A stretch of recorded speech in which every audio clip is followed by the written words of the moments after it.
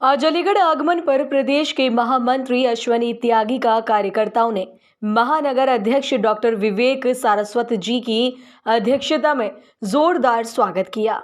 वहीं अश्वनी त्यागी जी ने स्टेशन पर काम कर रहे और लोगों का बोझा उठाने वाले श्रमिक कुलियों से उनका हालचाल भी जाना और प्रदेश द्वारा भेजी गई सुझाव पेटिका में उनके सुझाव एकत्रित किए जो सरकार को भेजे जाएंगे।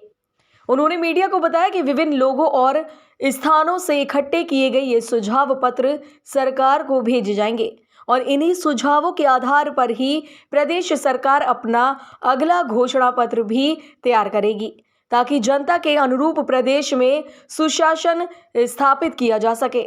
वहीं श्री त्यागी ने कहा कि आज प्रदेश की योगी और देश की मोदी सरकार को हर वर्ग, हर जाति और धर्म के लोगों की चिंता है, इसलिए सरकार ऐसे कर्म योगियों के सुझाव पर विचार विमर्श के बाद अपने घोषणा पत्र में शामिल करेगी, जिससे भविष्य में श्रमिकों के विकास और उत्थान के लिए इस बार से भी अधिक योजनाएं लाकर इनके जीवन स्तर को सुधारा जा सके।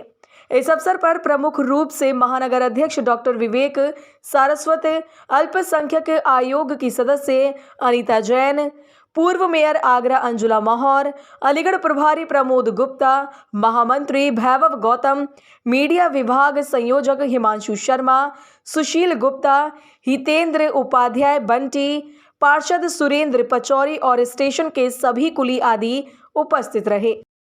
जिस तरह से रेलवे स्टेशनों का आधुनिकीकरण हुआ है, लिफ्ट है, एक्सीलेटर है, बैटरी कार है, ये सुविधाएं चलने से कुलियों का काम बिल्कुल ख़त्म हो चुका है। स्टेशनों पर कुली नामात्र एक इंक्वायरी बन के रह गए हैं।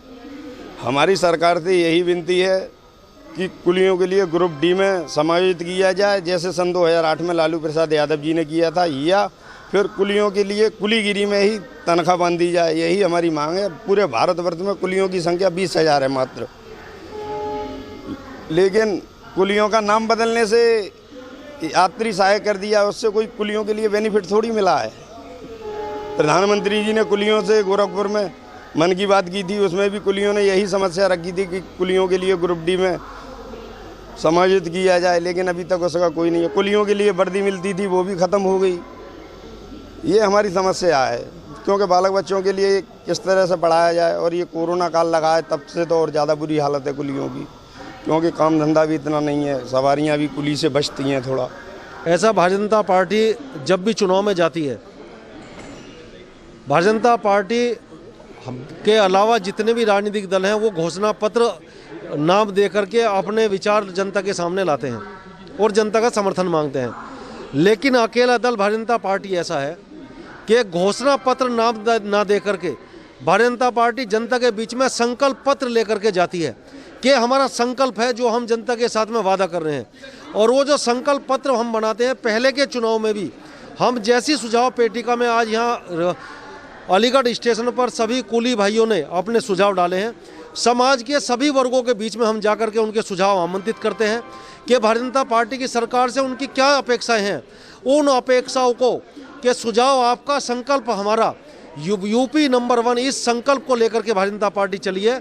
और चाहे वो कुली भाई हो, हमारे किसान हो, नौजवान हो, बहनें हो, व्यापारी हो, श्रमिक हो, सभी के विचारों को एक संयुक्त रूप से संकलन करके हम 2022 का एक संकल्प पत्र उत्तर प्रदेश की जनता के सामने प्रस्तुत करेंगे। आप लोगों को ध्यान होगा जब 2017 में विधानसभा का चुनाव उत्तर प्रदेश में हुआ था, चुनाव से पहले सभी पार्टी अपना घोषणा पत्र लागू कर दिए।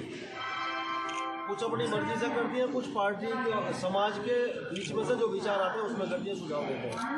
2017 में पार्टी ने ऐसी सुझाव पेटिका उत्तर प्रदेश में सभी वर्गों के बीच में रखी, जो सबने सुझाव लोगों ने दिए थे, समाज के सभी वर्गों ने, किसानों ने, आपके जो कुली वर्ग था उन्होंने, या नौजवानों ने, व्यापारियों ने, सबके सुझाव को लेकर के हमने एक संकल्प पत्र बनाया था, घोषणा पत्र। और आज 2022 का विधानसभा चुनाव है, उत्तर प्रदेश की सरकार ने 96% से ज़्यादा जो हमने संकल्प पत्र में वादे किए थे वो पूरे करने का काम किया है। अब फिर दोबारा से 2022 का चुनाव है, तो ऐसी जो सुझाव पेटिका है, ये कागज़ है, जो आपका सुझाव हो, जो आप चाहते हो कि आपके वर्ग के लिए किसी भी समाज के जो आपको लगता है कि उत्तर प्रदेश में बीजेपी की सरकार 22 में बने तो दोबारा से ये काम करें, तो हम दोबारा से 2022 के चुनाव से पहले आपके बीच में है पार्टी। आप अपना सुझाव इसमें लिख करके डाल सकते हैं। आने वाले जनवरी में जब भी चुनाव की घोषणा होगी और घोषणा पत्र भारतीय जनता पार्टी का बनेगा, तो आपके जो विचार होंगे उसमें हम जोड़ने का अवसर काम करेंगे। आज इस संदर्भ में आपके बीच में हम आए हैं।